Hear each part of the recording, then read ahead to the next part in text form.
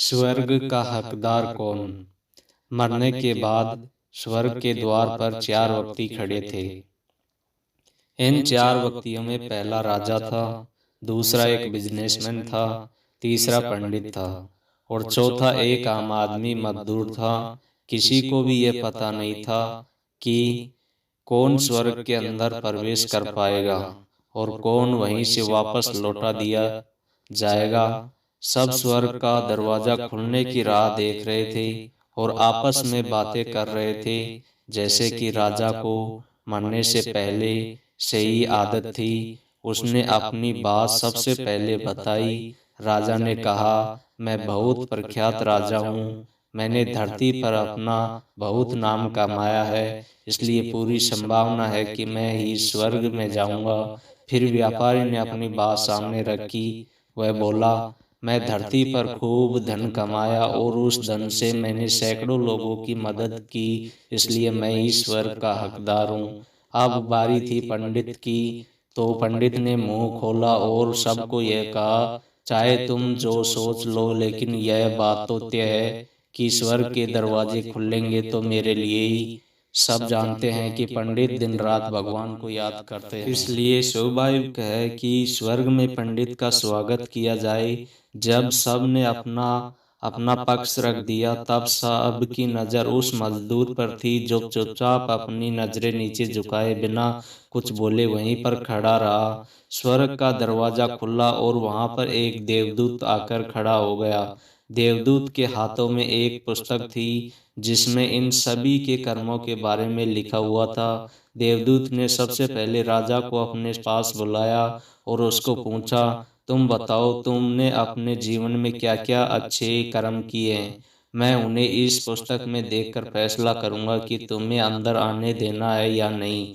राजा ने कहा, मेरा राज्य जितना बड़ा था उतना ही समृद्ध था और मेरी राज्य के सभी लोग खुशहाल थे, सभी बड़े आनंद से रहते थे। मैंने उन्हें कभी भी किसी भी चीज की कमी नहीं होने दी, यही मेरे अच्छे कर्म है। देवदूत ने अपने पुस्तक में देखा और देखने के बाद राजा से कहा, तुम सच बोलते हो, तुमने अपने राज्य की प्रजा को बहुत सुखी रखा था, लेकिन तुमने अपने राज्य की सीमा बढ़ाने के लिए जितने युद्ध किए थे, उन युद्ध की वजह से हजारों सैनिकों ने अपनी जान गंवा दी थी। उन हजारों सैनिकों के परिवार के दुख का कारण तुम बने थे, इसलिए तुम स्वर्ग में नहीं आ सकते। अब बारी थी व्यापारी की। व्यापारी से जब देवदूत ने पूछा कि तुम्हारे अच्छे कर्म क्या हैं, तब व्यापारी ने उससे कहा, मैंने सैकड़ों लोगों को खाना खिलाया, कई आश्रमों में दान किया है, कई निराश्रित लोगों के लिए घर बना कर दिया है,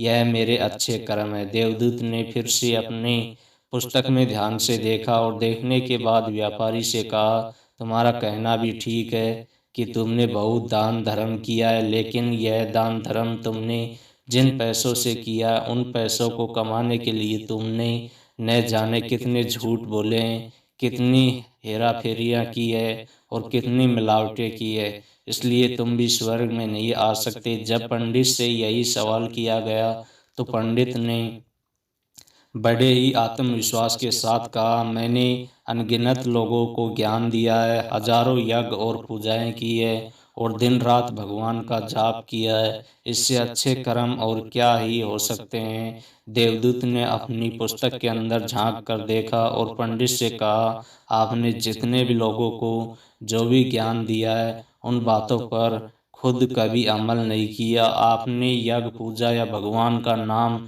निस्वार्थ भाव से कभी नहीं लिया, इसलिए आपका भी स्वर्ग में आना प्रतिबंधित है। मजदूर यह सब देखकर हैरान था। वह अब तक जिन्हें महान समझता था, उनकी व्याख्या स्वर्ग के दरवाजे पर आकर बदल गई थी। धरती पर जिन कामों को अच्छा समझा जाता है, उनका यहाँ पर कोई मूल्य नहीं होता। यमदूत ने सब इस मजदूर को अपने पास बुलाया और इससे पहले कि वह उससे उसके अच्छे कर्मों के बारे में पूछा, मजदूर बोल पड़ा, प्रभु, मैं जानता हूँ कि मैं भी स्वर्ग में आने के लायक नहीं हूँ, लेकिन मैं फिर भी एक बार बाहर से ही स्वर्ग को झांक कर देखना चाहता हूँ, बस इससे ज्यादा मेरी कोई इच्छा है।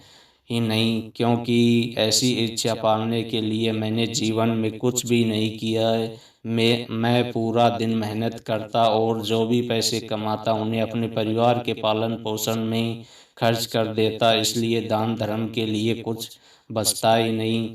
लोगों की भला मैं क्या सेवा करता, क्योंकि काम के बाद जो थोड़ा सा समय मिलता उसको अपने ही बूढ़े माँ बाप की सेवा में बिता देता। और यह सब करने के बाद मैं कभी कभी मंदिर भी चला जाता और भगवान से जैसा भी मुझे दिया उस जीवन के लिए धन्यवाद कहता। देवदूत ने अपनी पुस्तक में बड़े ध्यान से देखा और थोड़ी देर देखते ही रहा। फिर उसने मजदूर से पूछा कि तुम याद करके बताओ, तुमने कभी तो कोई अच्छा काम किया होगा। मजदूर ने थोड़ी देर सोचने के बाद बोला, हाँ मुझे थोड़ा थोड़ा याद है। एक बार मैं बहुत भूखा था और मैं खाना ही खाने बैठा था कि एक बहुत ही कमज़ोर कुत्ता जो ठीक से चल भी नहीं पा रहा था वह मेरे पास आ गया और मेरे खाने को देखने लगा। तब मैंने अपनी रोटी उसे खिला दी और उस दिन मैं खुद भूखा सोया था। मजदूर की बात सुनने के बाद देवदूत मुस्कुराया और मजदूर को बड़े सम्मान से स्वर्ग के अंदर लेकर गया। दोस्तों, अच्छे कर्म लोभ मोह माया इन सब भाव से आकर नहीं किए जाते और ना ही उन्हें अच्छे कर्मों की श्रेणी में गिना जाता है। निस्वार्थ भाव से किया गया एक ही अच्छा कर्म भी आपके जीवन के सारे पाप धोने की शक्ति रखता है। इसलिए सब भी मौका मिले निस्वार्थ भाव से और अच्छे मन से अच्छे कर्म किया। साथ में लाइक करें, सब्सक्राइब करें और साथ में शेयर